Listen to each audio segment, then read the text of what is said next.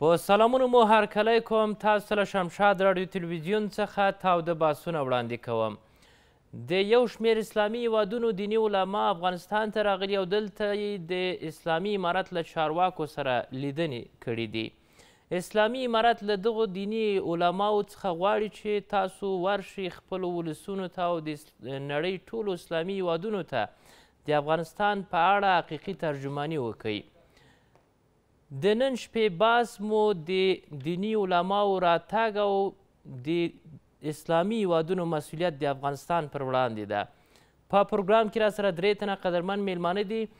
هر یو سیاسي کارپوه او قومي مشر ښاغلی حمیدالله هوتک، بل میلمه را سره سیاسي شنونکی ښاغلی سید بلال احمد فاطمي او ښاغلی ډاکټر شیر حسن له مسکو څخه. تاسو څخه راغلاست وایم په خیر ولاست پروګرام ته. فاطمي صاحب، تاسو د خارجي دیني علماو راتګ افغانستان ته څه ډول ارزوئ؟ بسم الله الرحمن الرحیم. نحمده ونصلي على رسوله الكريم. ما بعد. قدرمن علیزی صاحب تاسو ته، قدرمن هوتک صاحب ته، قدرمن ډاکټر صاحب حسن ته، تاسو لیدونکو اوریدونکو ټولو ته د سلامونه احترامات تقدیم وسي. علما په اسلامي کې یو اسلامي لوی حالت لري. پس له پیغمبر د خدای نه د هغې جانبي د علما دي. حوات علما د اسلامي نړۍ ته د انبیاو نورو اقوامو د انبیاو حیثیت ورکړل شوی. یعنې دومره لوی اوچت مقام چې علما نو دا چې اسلامي نړۍ کې دوی دومره لوی حیثیت لري، آیا دوی خپل دغه رسالت او مسؤلیت د الله په مقابل کې، د اسلامي امت په مقابل کې خپل په ټولنه کې سرته رسولی دی؟ موږ تاسو ګورو چې موږ په اسلامي نړۍ کې 2 نوع علما لرو. یو دي عام علما دي چې سیاسي او په دولتي چارو کې لاس لري. یو علما دي چې هغه په دولتونو کې چارو کې لاس لري او د حکومت لپاره کار کوي. نو تاسو ګورو چې نن په اسلامي نړۍ کې ټول ځای کې ګورو اسلامي قوانین نشته دی، اما ګورو چې هر کار چې په د خپل ممالکو کېږي د علماو په ذریعه په شرعي فتواګانو باندې دا تدقیقي او یعنې په خلکو باندې تحمیلېږي. آیا دا سیاسي علما دي که حقیقي علما چې د دین لپاره کار کوي؟ دا اوس هماغه دویمه طبقه چې ما تاسو ویل چې دویمه طبقه هغه علما دي چې هغه عام وګړي دي بیچارهګان خپل هغه علم او فهم دانش په اساس باندې په ټولنه کې خپل هغه مسؤلیت ادا کوي، مګر هم په لویه سطح باندې په حکومتي سطح باندې دوی اواز کوم ځای نه لري او نه حکومتونه دوی اواز اوري او نه د دوی په کلاس کې دومره کم قدرت او صلاحیت شته دی چې دوی وشي کولی هغه تغییر او تړون دغه چې دی هغه منځته راوړي. بیا یې راتګ تاثیر نه لري. نو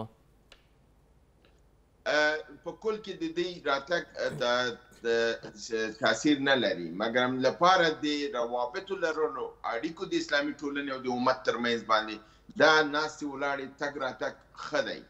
که چېرته فرضاً په دې کې تحرک هم نه وي، یو د بل سره د ناستې په اساس باندې باید تحرک پیدا کړي. راځم زه دې ته چې ما وویل چې په اسلامي نړۍ کې موږ تاسو ګورو چې علماو خپل په مسؤلیت په ادا کولو کې ناکام راغلي. همدا علت دی چې اسلامي نړۍ نن سبا در په دره او د یرغلونو تر تاثیر لاندې ده او په تیرو 10 کلونو کې د 10 زیات اسلامي ممالک ټوټې شول او خلک در په در او مهاجر شول. دغه علماو غوښتل چې د اسلامي امارت له امیر المؤمنین سره وګوري، ولې دا موضوع رد سوله. دغه په اړه تاسو څه وایئ چې باید کتلی وای که ښه څه چې رد څه؟ موږ د اسلامي نړۍ د سطحې د علماو په سطح عالمان نه لرو. موږ د قرداوي، د طنطاوي، د طاهر القادري، د الازهر د شیخانو د سطح علما موږ په افغانستان کې نه لرو. زموږ د علماو سطح نهایت ټیټه ده. په افغانستان کې علما موږ 2 ده، یو علما لرو، یو ملایان لرو. ملایان خو اصلا موږ په صف د علماو کې نشو شمارلی، په دې چې ملا د نهایت د ټیټ طبقې یو هغه ابتدایي معلومات چې د اسلام په اړه کې لري دې ته ملا ویل کېږي.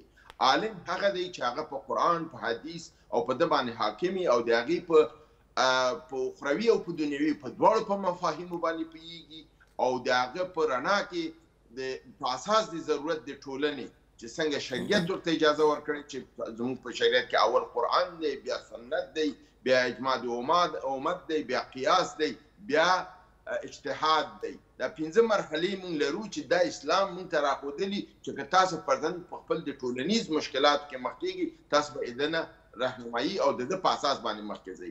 مونږ په افغانستان کې د دې سیاست کې علما نه لرو. انتقاد بیا څه شي ده؟ همغه علما چې تاسو دیني عالم ورته وایاست چې له بهر نه تحصیلات کړي، په افغانستان کې بدبختي که ناخوالو ته وګورو دوی لوی نقش درلود.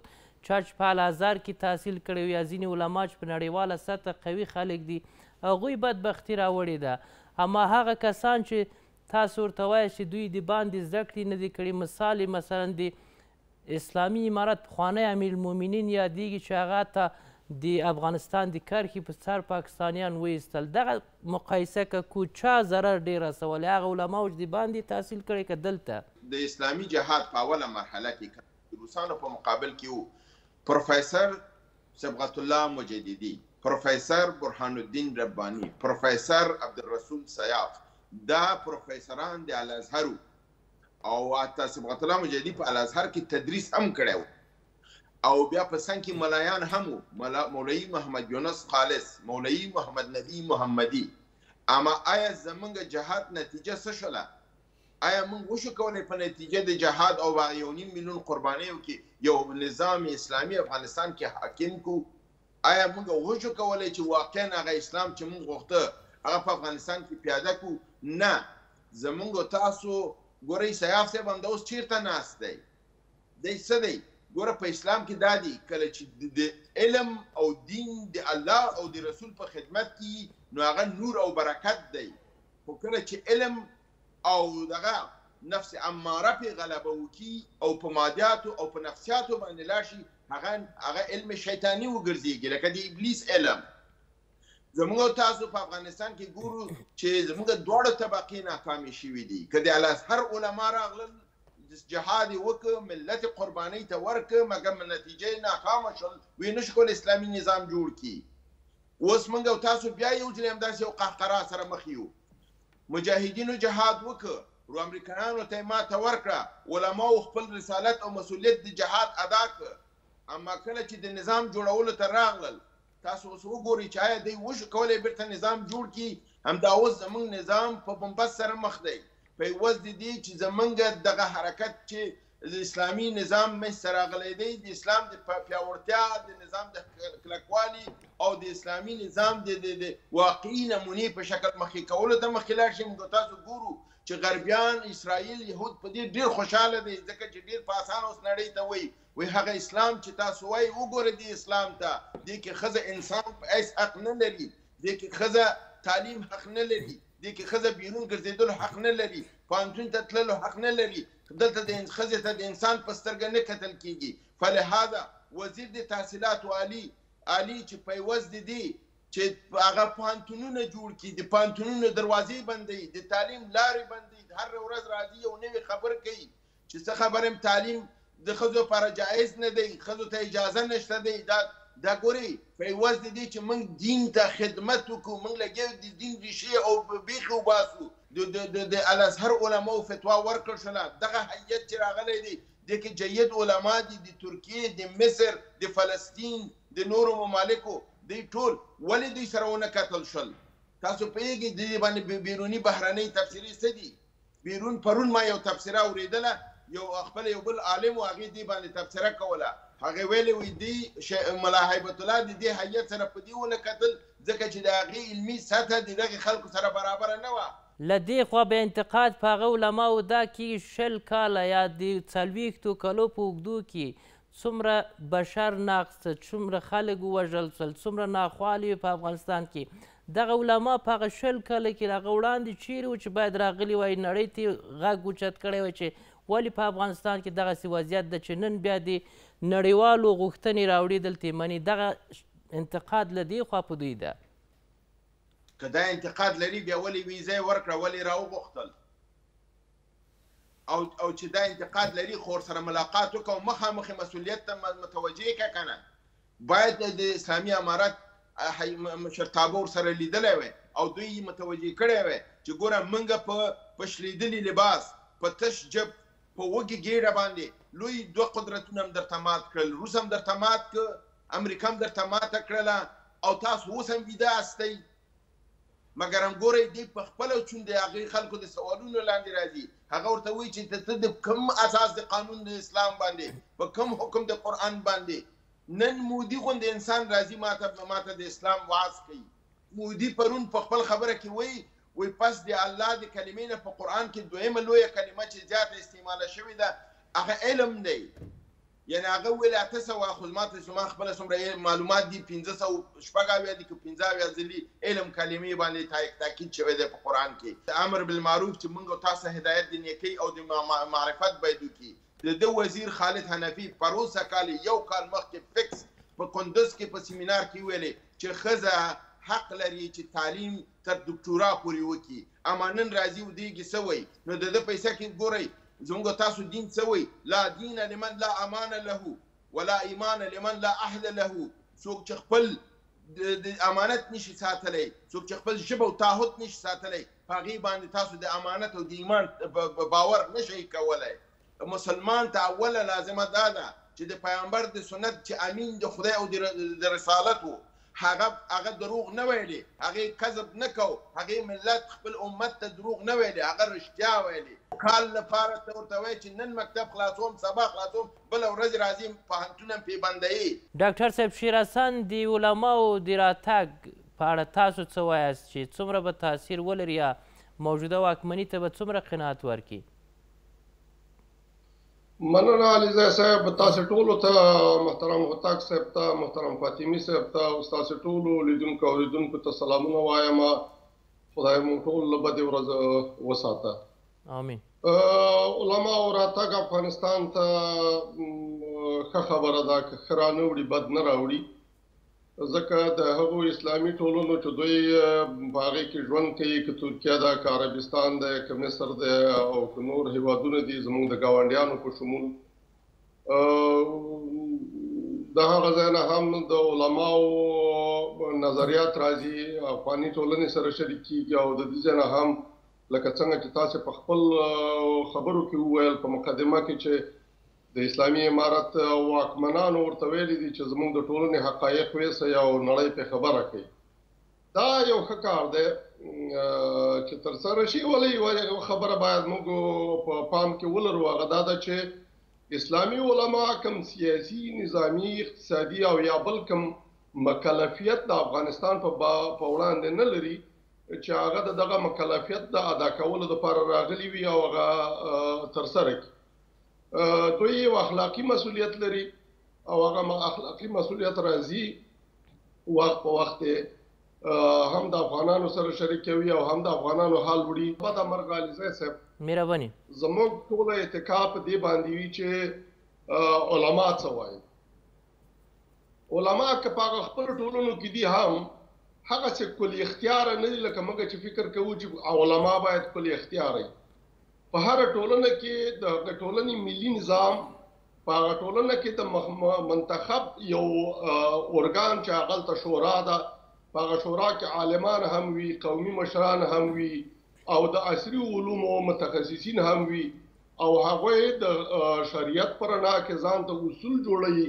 د هغه اصولو په رڼا کې دوی خپل سیاسي، اجتماعي، اقتصادي او نظامي ژوند تنظیموي او په هغې اتکا کوي.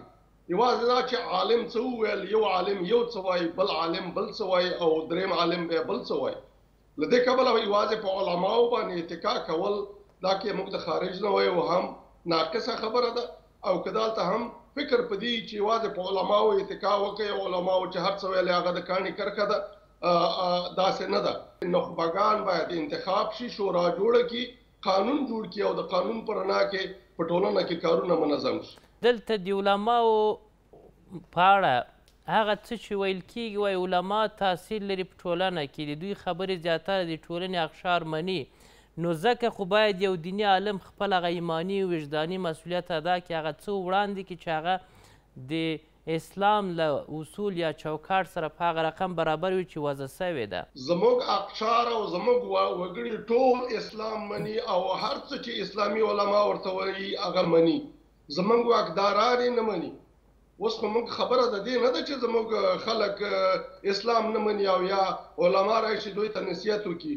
ټول یې مني. موږ شکر الله الحمدلله ټول مسلمانان په دغه ټولنه کې 99.9% چې اوس 100% ځکه حسابېږي چې هغه غیر مسلمانان بیچارهګان هندوان هغه هم وشړل. اوس موږ ټول 100% مسلمانان پاتې او د هیڅ حکم څخه سرغړونه او د هغې په مقابل کې بغاوت نه کوو. یوازې حاکمان مو دي چې هغه سرغړونه کوي، هغه تاکید کوي په دې باندې چې بس دا پلانې کار منو او پلانې کار نه منو. زه وایم دغه کارونو د تنظیم دپاره د علماو په شمول باندې دغسې یو شورا چې هغه فیصله وکړي د معاصر ژوند د ستونزو د حل دپاره یوې نتیجې ته ورسېږي او حاکمان او محکمان ټول د یوه قانون په رڼا کې خپل چلن او ګزارې ته ادامه ورکړي. په غیر له دې باندې یوازې علما او د علماو په حکم به څه وکړي؟ علما خو راځي ورته وایي چې دا ناروا ده، دا مه کوئ. که په مصر کې دې هم دا خبره وکړله، که په عربستان کې دې هم دا خبره وکړله، که په پاکستان کې دې هم دا خبره وکړله، خو حاکمان یې چېرته مني؟ د حاکمانو په چرګ خو یوه پکه لري. بس همدا وایي چې موږ چې څه وایو هغه باید ټول ومني او دا نور خلک نه پوهېږي. زموږ اسلام خپل اسلام دی، د هغوی خپل اسلام دی. کله چې د افغانستان موجوده واکمني له دغو علماو غواړي چې تاسو خپلو ولسونو ته او د اسلامي نړۍ ټولو هیوادونو ته حقیقي ترجماني وکړي، یعنې تر اوسه پورې دغسې یو څه علماو او بیرونیانو نه دي وړاندې کړي چې حقیقي ترجماني وکړي؟ له بده مرغه زموږ حاکمان چې دا خبره یې کړې ده، دا خبره یې ورته نه ده کړې چې موږ څه وکړو. خو دغه تاسې هم وویل، فاطمي صاحب هم وویل چې هغه امیر المؤمنین ورسره کتلي نه دي. دا چې په څه یې نه دي کتلي زه پرې نه پوهېږم. خو اسلامي امارت چارواکي چې ورته وایي چې د افغانستان حقایق ویسي، بیرون ته ویسي، بیرون ته ووایي، ولې دا ورته نه وایي چې د ستاسې له ټولنو حقایق هم راوړئ؟ دوی چې د خپلو ټولنو حقایق راوړي او ورته وایي چې هلته علم ته اجازه ده، هلته ښځو ته اجازه ده چې کار وکړي، د اسلامي شرایط په رڼا کې هغوی سطر ساتي او حجاب ساتي، کار هم کوي، تحصیل هم کوي او اجتماعي او سیاسي او حقوقي کارونه هم کوي. ولې د هغوی خبرې ته غوږ نه ږدي؟ یوازې دا چې د افغانستان حقیقت باید ویسي. افغانستان حقیقت خو تمام ورځ د اسلامي علماو په نسبت باندې ژورنالستان ډېر فعاله دي، کمرې ورسره دي او راځي ټول حقایق عکاسي کوي او په خپلو تفسیرو کې ټولو نړیوالو ته د اسلامي نړۍ په شمول باندې وایي. نو حقایق خو داسې نه دي چې پټ دي، ټول حقایق روښانه دي. یوازې دا چې زموږ حاکمان په حساب نه خلاصوي دا بیا جدا خبره. مننه کوم. درنو لیدونکو دمه لرو.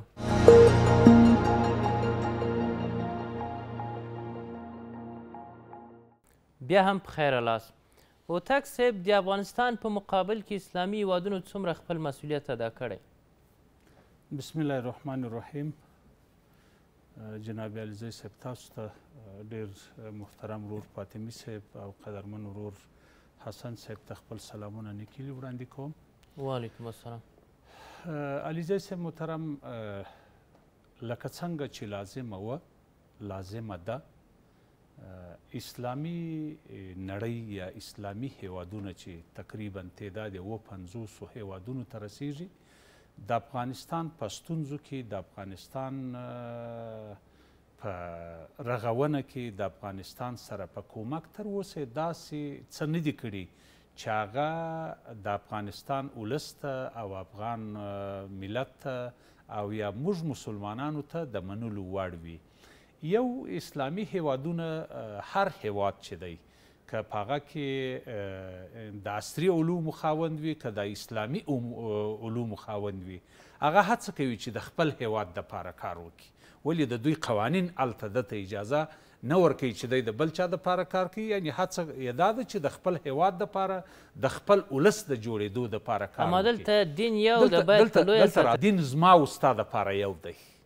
دا شعار چې جهاد سرحد نه لري دا د افغانستان د ولس دپاره یو دی.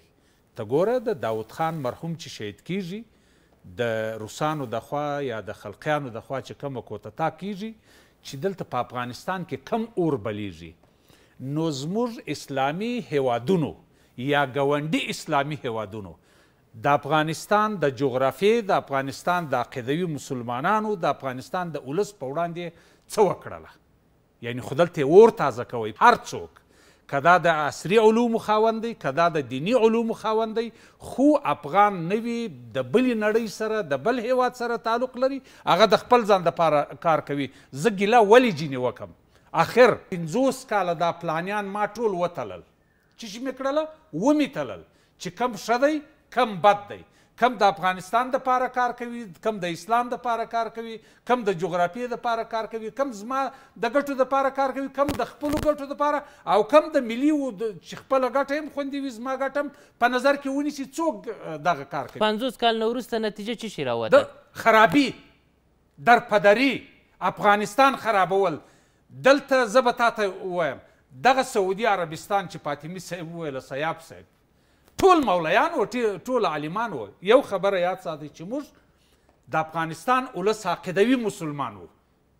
لکه شیر حسن صاحب چې 90% جمع 90% یعنی نسته، ټول مسلمانان دي. د وخته څخه تر دغه وخته پورې دا 3 طبقې ته د افغانستان ولس ډېر عقیده لري. اول سر کې ملا دی، دا به په افت ثور کې ویله، والملا خان سید د ثور په انقلاب کې ځای نه لري. ملا خان سید په یوه نامه یادوله. دا ګوره د دې څخه د دا شعاره څخه معلومیږي. او زما په یادښت، ستا په یادښت، د جناب فاطمي صاحب، د جناب شیر حسن صاحب، د افغانستان یو بچي عالم ته خدای نخواسته په سپکه کتلی دي؟ هیڅ کله نه. دلته مسله کومه ده؟ موږ د دغه عالمانو، بعضې عالمانو د لاسه افغانستان خراب سوی دی. د وخته څخه د بعضې عالمانو د لاسه خراب سوی دی.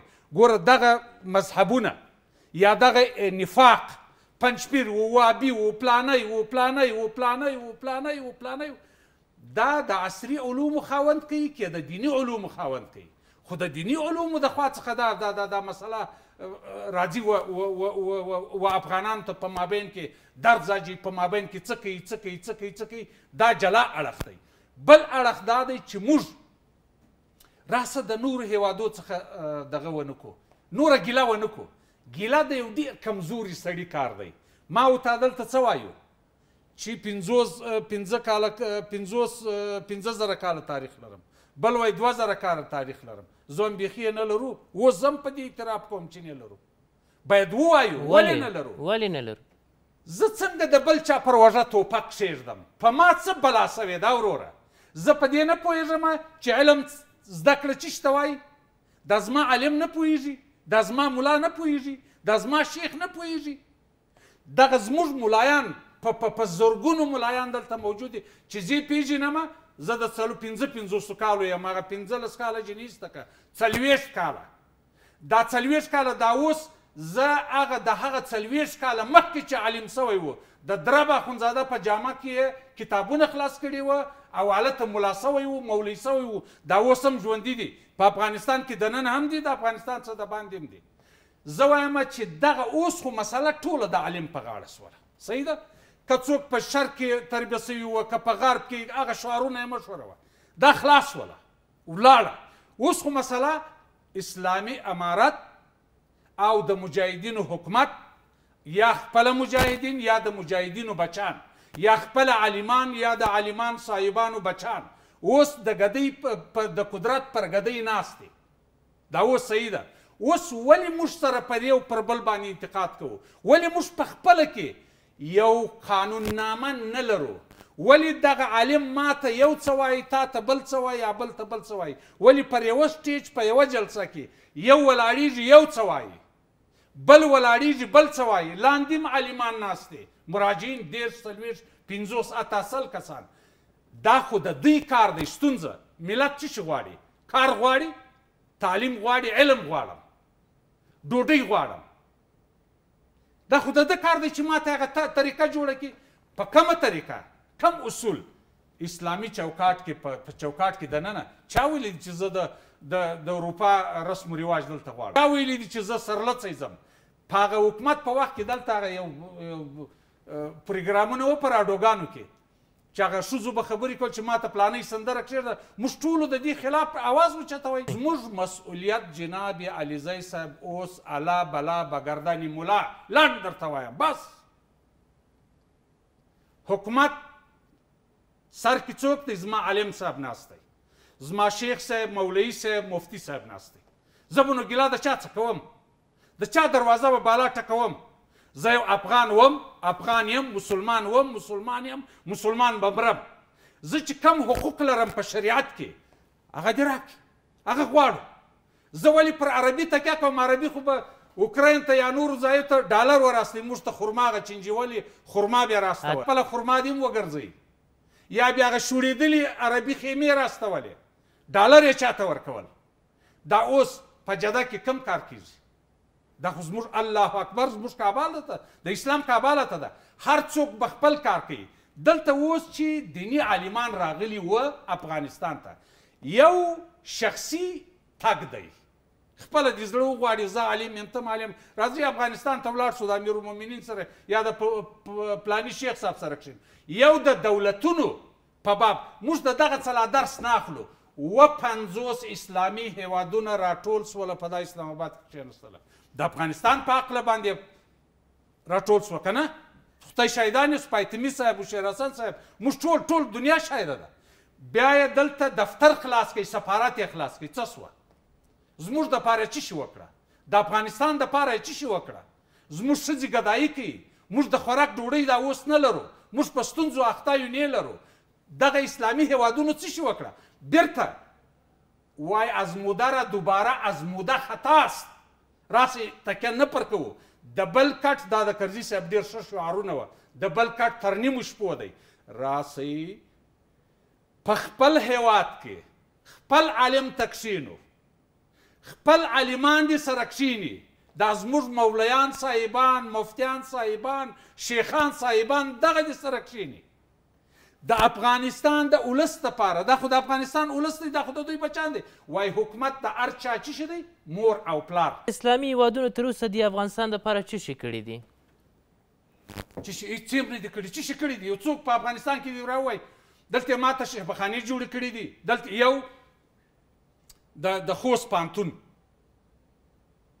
د خوست پانتون بیا په جلال آباد کې یو پانتون پروژه پلې کړې وه چې هغه بیا چا ویل داسې که چا ویل څنګه په پلاني ولایت کې جوړ کړه پر هغه باندې نه غږېږم لکه څنګه چې لازمه ده بیا وایم لکه څنګه چې لازمه ده موږ خو اخوات ورونه یو اسلامي دنیا اسلامي هیوادونه طریق یافته هیوادونه په اسلامي هیوادونو کې موږ دا اوس یو اتحاد جماهیر شوروي مات سو عرب صاحب د دوبۍ شیخانو د کویت شیخانو پاکستانه پنجابه پلانه خو تا سلا راکوله تا خپل پول هم خراب که خپل مکتب هم خراب که خپل جماعت هم خراب که خپل مدرسه هم خراب که خپل پروفیسر هم دلته وله الله مو خراب که موږ خو در په دره کړلو بیرته غلطي زما وه ولې مې دغه کول خو ومې کړله صحیح ده هغه علم چې څنګه لازم و هغسې ترجماني غلطه سوې وه اوس چې ما دام وکړله بیا ناټو هم داسې سوله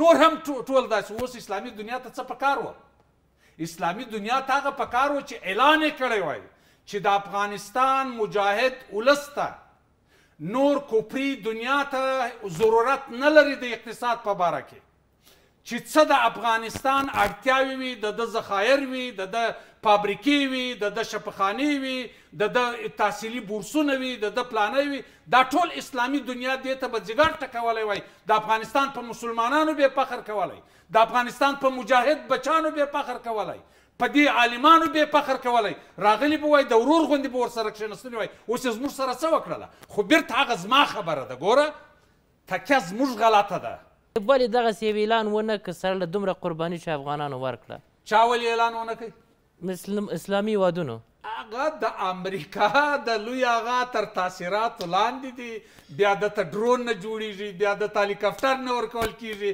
بیا دته ضد زرې موټر نه جوړیږي بیا پلانۍ فابریکه نه ورکوي بیا پلانۍ نه ورکوي زه درته وایم هغه ته دغه ساینس او ټکنالوژي د خپل هیواد په اعلی درجه رسول دته مهم دي درنو لیدونکو دا لرو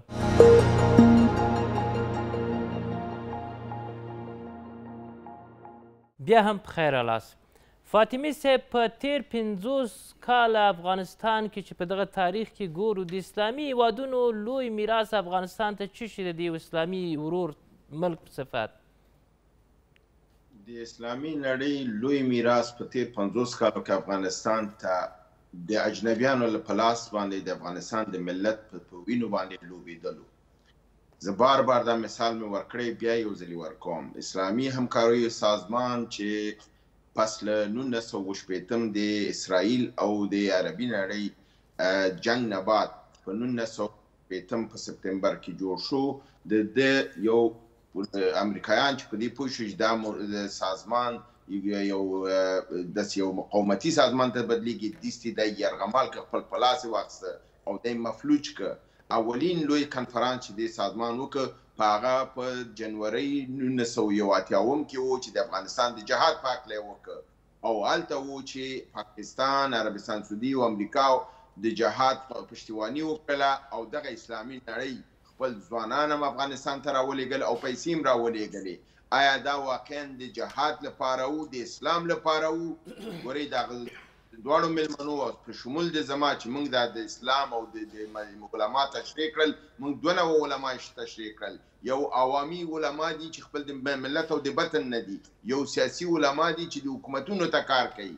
نو دغه سیاسي حرکتونو په نتیجه کې ګورئ کله دا خلک راغلل افغانستان ته جهاد یې وکړ، جهاد کامیاب شو. آیا کله چې جهاد کامیاب شو د جهاد ثمرې ته رسېدلو ته چا کار وکړ؟ آیا د نظام ټینګښت ته چا کار وکړ؟ آیا هغه 15,000 دوی ځوانان او دغه چې دلته پاتې شول په یوازې دې چې هغوی ته د مجاهد په سترګه وکتل شي، قدر ورکړي چې څه شی نوم پرې کېښودل شو، نوم پرې کېښود القاعده تروریست، او چا دا فتوا پرې بېرته ورکړه؟ همدغه د پاکستان علماو پرې فتوا ورکړله، همدا د عربستان سعودي علماو پرې فتوا ورکړه، او لویه فتوا د قصر سفید نه پرې راغله، او د سعودي او د پاکستان او د بنګلادیش علماو پرې مهر ولګوه. یوازینی څوک چې د په مقابل کې ودرېد، لکه مخکې چې تاسو د مجاهد ملا محمد عمر مجاهد رحمت الله علیه نه یاد هم وکړله، یوازینی شخصیت په ټول اسلامي نړۍ کې چې ودرېده او د دې د مجاهدین نه دفاع وکړه، ویې ویلې دا ما نه دي راوستي، دا معذرت غواړم، دا تاسو راوستي وو، دا اوس دلته مېلمانه دي او زه دا مېلمانه تاسو ته نشم سپارلی. افغانستان ګوره خپل په وخت باندې غیرت هم کړی دی، په دې خلکو ودرېدلي هم دي. آیا اسلامي نړۍ غیرت کړی دی بیرته؟ آیا د اسلامي نړۍ موږ او تاسو ته د دویم جهاد کې په خفیه طور باندې ټول عربي ممالکو اقتصادي کومک کړی جهاد سره، دغه دویم مرحله د جهاد کې، اما په علني توګه دوی کې دغه غیرت نشته چې را میدان ته ودرېږي. دغه اسلامي همکاریو سازمان چې مخکې یاد روشه چې پروسه کال په جنوري کې معذرت غواړم په اسلام آباد کې دا وکړله، هلته ګورئ د دوی وجیبه دا وه چې د اسلامي امارت رسمیت پېژندنه په اجنډا کې شامله کړي، اما دوی کې دا جرأت نه و، ځکه چې آقا یې ورته د اجازه نه ورکوله. دوی باید معذرت غواړم دوی باید خپله همکاري بدون د قید و شرط د افغانستان حکومت سره کړی وی. دوی په موږ ته صندوق د بانکي په اسلام آباد کې جوړ کړ، پیسې په هغه کې واچولې، هغه موږ ته هېڅوک حساب و کتاب هم نه راکوي. نو خبره دا ده چې اسلامي نړۍ علماو او اسلامي نړۍ حکومتونو دا وپنځوس خپل مسؤلیت او وجیبات د اسلامي افغانستان د شهیدانو د دواړو 50 کالو د مقاومت د روس او د امریکې په مقابل خپل مسؤلیت نه دی ادا کړی. نن باید که چیرې دوی غیرت وکړي د افغانستان په اوسني وضعیت کې، په دغه 2 کالو کې څه باید دوی کړی وای، اوس باید څه وکړي؟ ګورئ دلته 2 لارې دي. یو خو دا دی چې موږ خپل اسلامي امارت کې په بعضې کړنو کې اصلاح پکاره ده. ټول اسلامي امارت کابینه او علما په یو نظر دي چې دغه کوم لارې کړنې چې اوس فعلا روانې دي دا درستې نه دي. هم سیاسي نقطې نظر نه موږ د اسلامي امارت ته ضربه رسوي او هم د دیني او شرعي نقطې نظر نه ضربه رسوي، ځکه د دې ټولې نه ګورئ د الازهر علماو فتوا راولېږله، ویې ویل چې په قرآن او په سنت کې هېڅ کې د ښځې د علم تعلیم په مقابل کې داسې کوم شی وجود نه لري، تاسو په کوم اساس دا کار کوئ؟ په یوازې دې چې دغه اعلامیه په تلویزیونونو کې پخ شي دا بنده کړلی شوله. ولې بندوي؟ یو د حق آواز. نو خبره دا ده یو خو نقص دلته دی چې زموږ خپله دننه کې چې دا کوم یو ځکه اکثریت قاطع زه تاسو ویلی شم 95% کابینه فعلا ټول متحده ده په دې باندې، او موږ علني ګوره واورېدل، وزیر خارجه خبرې م واورېدې، وزیر داخله م واورېدې، وزیر دفاع خبرې م واورېدلې، همدارنګې د نورو اعضاو م واورېدې. ټول په یو اواز ویلې چې د ښځو ښوونځي باید خوشې کړلی شي، پوهنتون باید آزاد کړلی شي، قوانین باید جوړ کړلی شي د ښځو په هکله باندې، او د بین المللي مؤسسو کې چې کوم ښځې کار کوي هغې ته باید قواعد او شرایط وضع شي، او د هغې قواعد او شرایطو لاندې باید دوی ته اجازه د کار ورکړل شي. درسته ده چې هلته ځینې ستونزې وجود لري، په هغې کې زه دوی سره موافق یم. د مرستو صندوق چې اسلامي هیوادونو جوړه کړې و د افغانستان دپاره په روسه کال ایجاد کړ، دا څه سو ستاسو په تحلیل؟ او بل دا چې د دوی دغه یوازې له دې خوا غوښتنې کوي که نړیوالو ته مخ وراړئ چې د افغانانو په اړه باید تاسو په دغه مواردو کې کار وکئ؟ نه، دوی اصلا چون به اختیار نه لري، نو دوی کوشش لکه مخکې چې ورونو وویلې چې دوی خپل باداران او واقعیان لري، د دوی خپل شاهي کورنۍ دي، د دوی خپل مشکلات دي، دوی هغه اواز نشي اوچتولی چې کوم یو لازمه ده. د صندوق وجي په هکله چې په افغانستان دپاره په اسلام آباد کې جوړ شو، هغې هماغه اسلام آباد کې پاتې دی، د هغې نه کوم هېڅ کوم ګټه ونه رسېدله، که پیسې پکې دونه رانغلې، څخه یو مملکت و چې $1 ملیون یې پکې اچولي و، بس له هغې نه د هغې هغه هم د پاکستان په جیب کې دي، موږ تاسو ته کوم خیر ونه رسېده. لپاره دي چې دا ټول سیاسي حرکتونه دي، دا هغه حقیقي بشري حرکتونه نه دي. دلته موږ د یو مسلمان په حیث د مسلمان غواړو د خدای دپاره تاسو که موږ دومره لویه قرباني ورکړله، او تاسو ګوره د دنیا هم د لویو بدبختګانو نه خلاصه کړه، همدا اوس که امریکا د منطقې نه وتې ګټه یې چاته رسېدلې؟ روسیې ته رسېدلې، چین ته رسېدلې، ایران ته رسېدلې، پاکستان ته رسېدلې، هند ته رسېدلې، مګر هم دوی څه وکړل سره؟ دا یو هم صادقه نه دي، دا ټول کاذبانه حرکت کوي موږ سره. څه ستونزه زموږ خپل د نظام دننه ده چې ورځ تر بله تیشه یې راخیستې خپل په خپه وهي، او د بل خوا نه ګورو چې ګاونډیان موږ پسې دي، درګرده زموږ د نظام د تصحیح او د بدنامۍ لپاره کار کوي. په لحاظه موږ به څنګه په خپو ودرېږو؟ مننه کوم. درنو لیدونکو دمه لرو.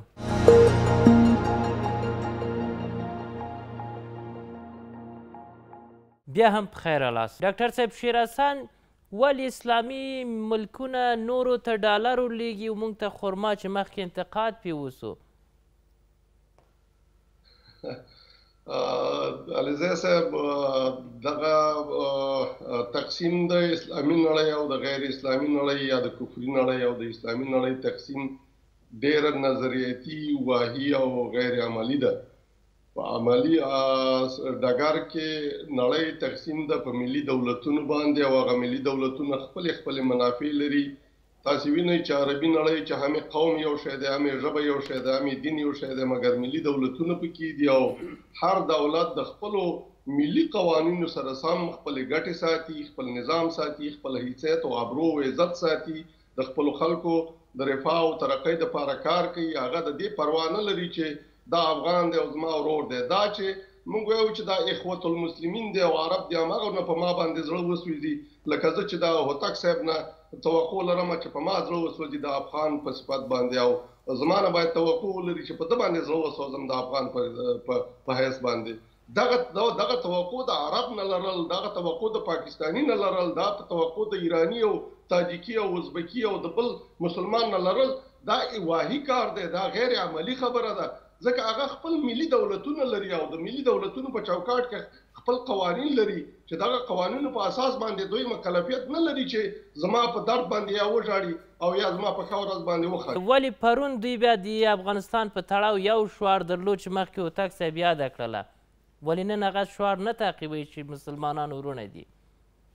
ګټه په همدې کې ده چې پرون په هغه خبره کې د ګټه وه چې هغه څه کوله، نن یې په دې کې ګټه ده چې داسې کوي.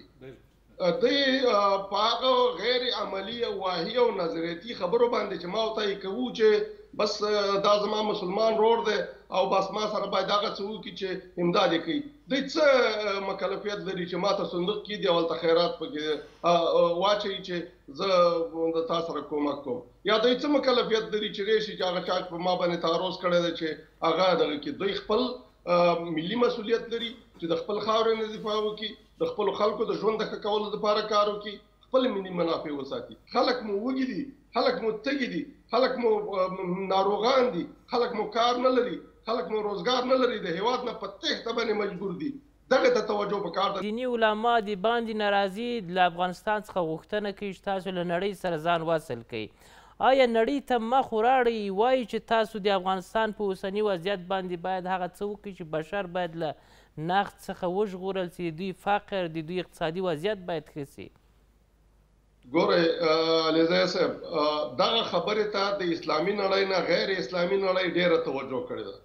تاسو وینئ چې نارویجان شپه او ورځ هلته لګیا دي، ژاړي چې په افغانستان کې فقر دی او په افغانستان کې ولږه ده، کومک ورسره وکړي. امریکایان چې دغه موږ وایو چې موږ مات کړل، هغوی هم دغه د پیسې رالیږي او خیراتونه رالیږي چې زموږ د خلکو سره مرسته وکړي. اروپایان هم دغسې دي، استرالیایان او هندیان هم دغسې دي.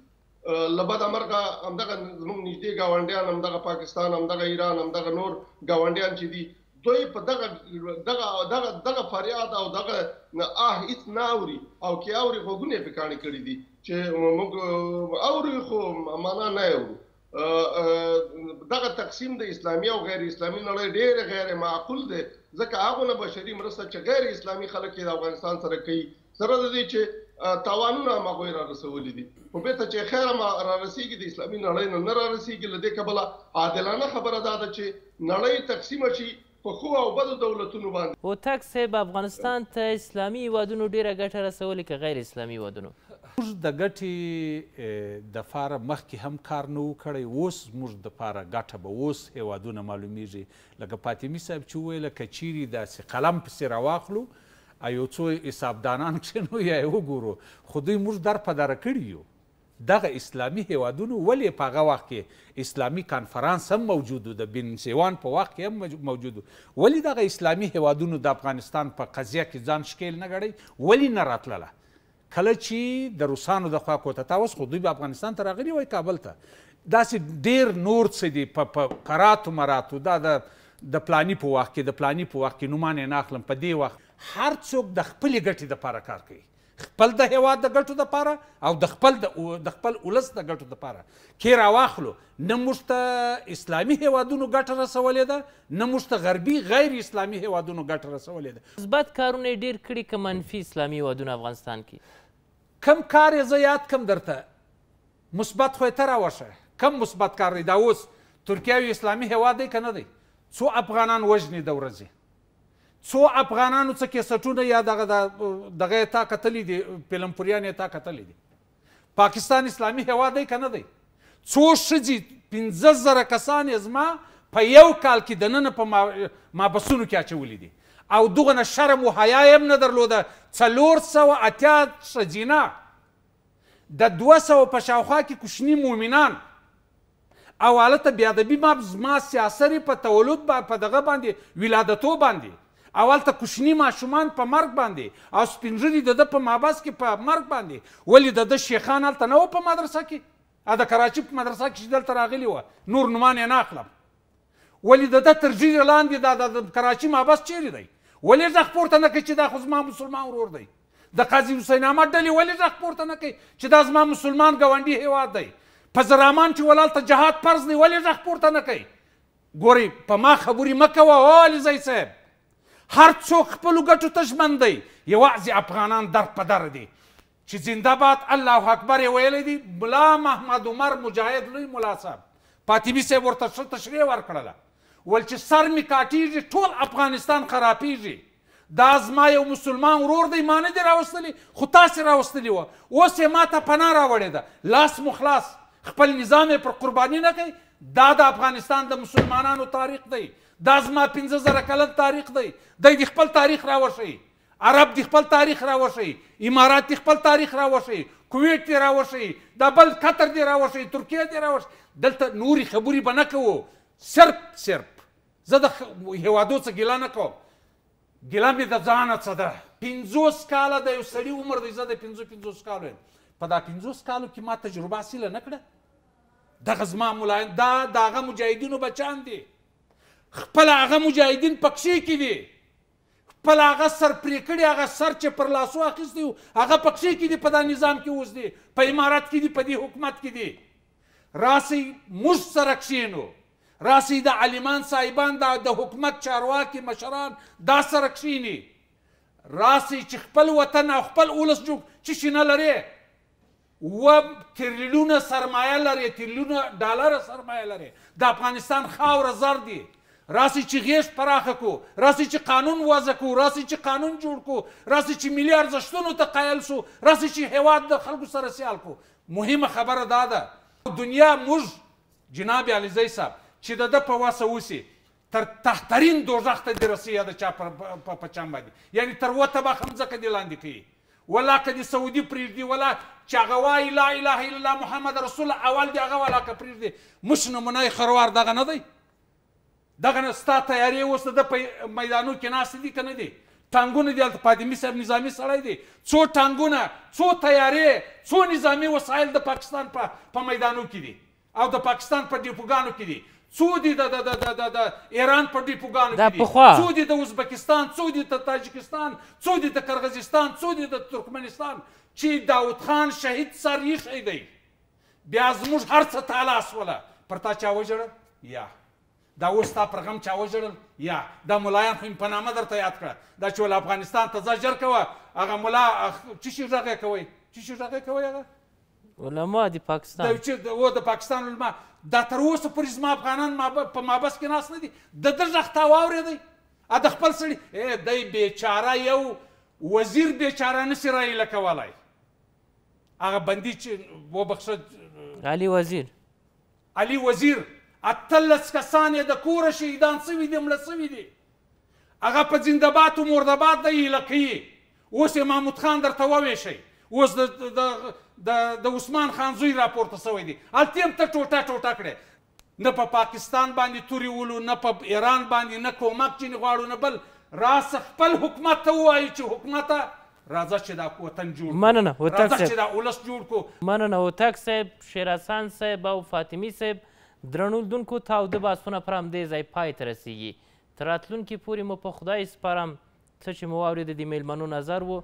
خوشحاله اوسئ. له لیدلو مو مننه.